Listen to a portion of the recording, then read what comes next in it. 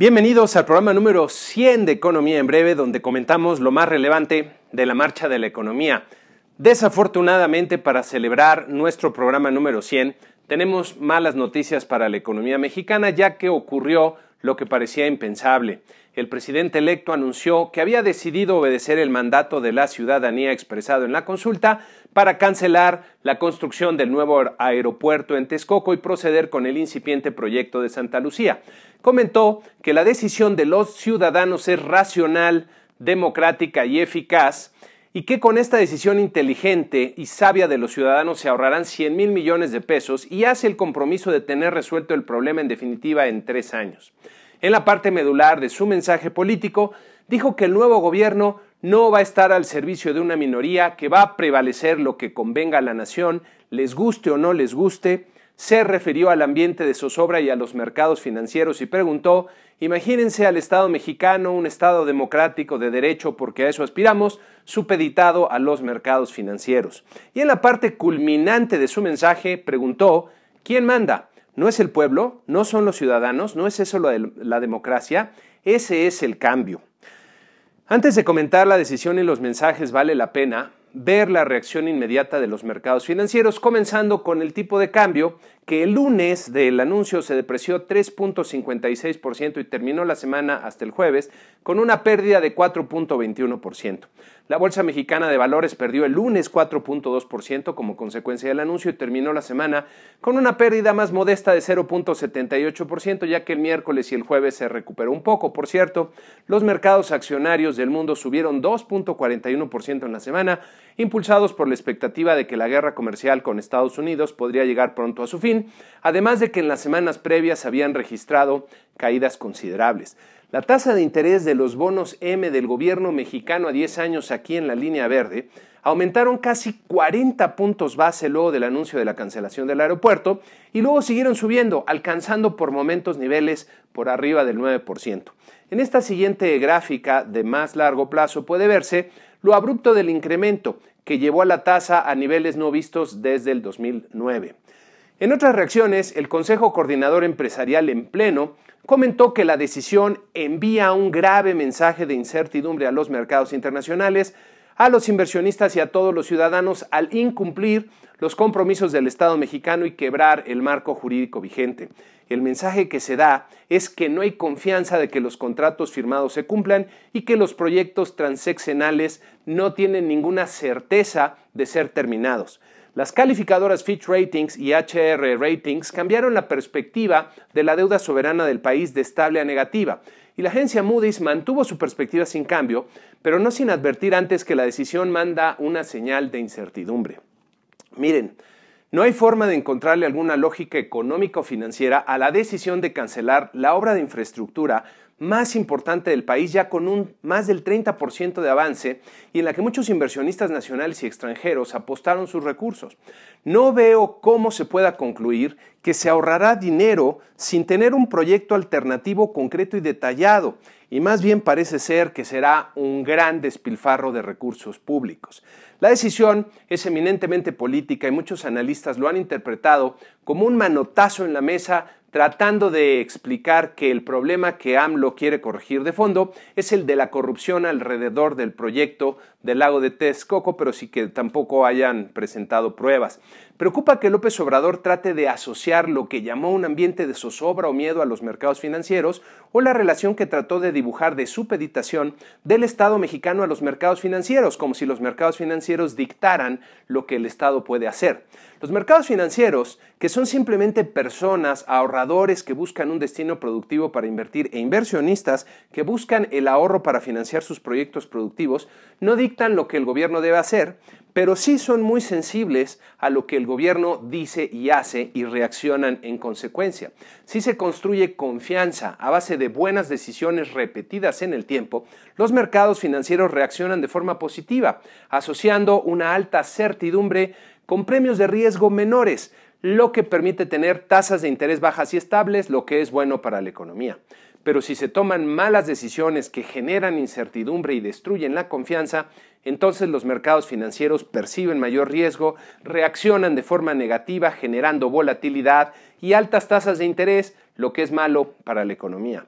Preocupa especialmente que el presidente electo pregunte quién manda, porque si está pensando que un país puede conducirse hacia la prosperidad simplemente dando órdenes incuestionables, entonces vienen tiempos difíciles para el país y para su gente. Preocupa también que su equipo económico no haya logrado convencerlo de que cancelar el proyecto no era la mejor decisión y que hayan perdido credibilidad aún antes de empezar. Ojalá logren cumplir las promesas de mantener la disciplina fiscal y la estabilidad macroeconómica. Preocupa que se diga que el voto de cerca de 1% de los ciudadanos en el padrón electoral, en una encuesta opaca y evidentemente sesgada, es el mandato del pueblo que hay que obedecer. La decisión de cancelar el aeropuerto en Texcoco representa un golpe muy fuerte para las expectativas y es un parteaguas para el nuevo gobierno, que ahora que tendrá que pagar un premio por riesgo mayor debido a la incertidumbre que ahora se asigna a sus acciones. El gobierno federal y el país tendrán que pagar tasas de interés más altas para obtener financiamiento, la inversión extranjera y nacional serán más limitadas y muy probablemente se contraerán, los mercados financieros estarán mucho más nerviosos y sensibles, reaccionando con fuerza a nuevas sorpresas o inclusive a choques externos. El crecimiento económico muy probablemente será menor a lo que se anticipaba antes de esta decisión. En fin, ya veremos cómo se van dando las cosas, pero tal parece que el nuevo gobierno comienza aún antes de tomar el poder con el pie izquierdo. Pasando al entorno global, el señor Jair Bolsonaro ganó las elecciones presidenciales en Brasil y dará un giro radical hacia la derecha, lo que invita a la reflexión de lo que está pasando en el mundo, ya que no es el único movimiento de este estilo de cambio de liderazgo. Por cierto, Brasil es nuestro principal competidor en los mercados financieros internacionales, que han reaccionado con entusiasmo a los mensajes del señor Bolsonaro, por lo que México ha perdido atractivo relativo como destino de inversiones internacionales respecto a Brasil. En Estados Unidos se dio a conocer el reporte de empleo del mes de octubre con una creación de 250,000 empleos no agrícolas que pueden ver en las barritas de esta gráfica, lo que resultó muy superior a lo esperado por el mercado. La tasa de desempleo se mantuvo en 3.7%, como pueden ver aquí en la línea azul, pero lo que llamó la atención de este reporte es el repunte en las remuneraciones medias por hora, de los salarios básicamente, que pueden ver en esta siguiente gráfica creciendo 3.1% anual, el nivel más alto en varios años, lo que sugiere que presiones salariales podrían estar a punto de convertirse en inflación. En México se publicó el primer avance del crecimiento del PIB del tercer trimestre del año con un crecimiento de 2.6% real anual que pueden ver en las barritas de esta gráfica. El sector servicios en la línea verde creció 3.4%, mientras que la industria en la línea azul 1.1% real anual. El PIB fue mejor a lo esperado. En la encuesta de expectativa de los analistas del sector privado levantada por Banco de México en octubre, por cierto antes de la decisión del aeropuerto, se observaron variaciones básicamente marginales en las principales variables de la economía, como pueden ver en nuestro cuadro resumen. Las remesas de los trabajadores en el extranjero a sus familiares en México sumaron 2.709 millones de dólares en septiembre y como pueden ver en las barritas de esta gráfica han venido descendiendo un poco luego de los picos alcanzados en mayo y junio, aunque siguen siendo montos muy considerables.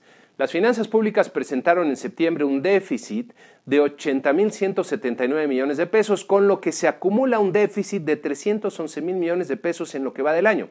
En esta gráfica se muestra el déficit acumulado en los 12 meses previos, que como puede verse con claridad, ha regresado a niveles elevados. No hay mucho espacio en las finanzas públicas.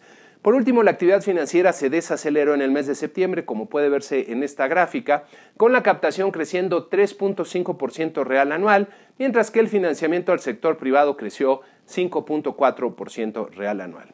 En la semana que inicia, los mercados financieros pondrán atención al resultado de las elecciones legislativas en Estados Unidos, para el que se espera un avance importante de los demócratas y si llegaran a ganar la mayoría del Congreso, complicarían considerablemente las cosas para el presidente Trump. Hay mucho en juego en esta elección. También destaca la decisión de política monetaria de la Reserva Federal, para la que se espera que no haya movimiento en su tasa de interés de referencia en esta ocasión. En México tendremos los datos de la inflación del mes de octubre, el consumo privado interior de agosto, la confianza del consumidor de octubre y la actividad industrial de septiembre, y habrá que ver cómo siguen reaccionando nuestros mercados financieros a la decisión del aeropuerto y podríamos seguir viendo volatilidad en la medida en que se va digiriendo esta decisión y sus posibles impactos. Y con esto concluimos este programa número 100 de Economía en Breve. Los invito como siempre a suscribirse al canal. Si el comentario les pareció útil o les gustó, que le den like y desde luego que lo compartan entre aquellos a los cuales también les podría ser de utilidad. Muchas gracias y muy buena semana.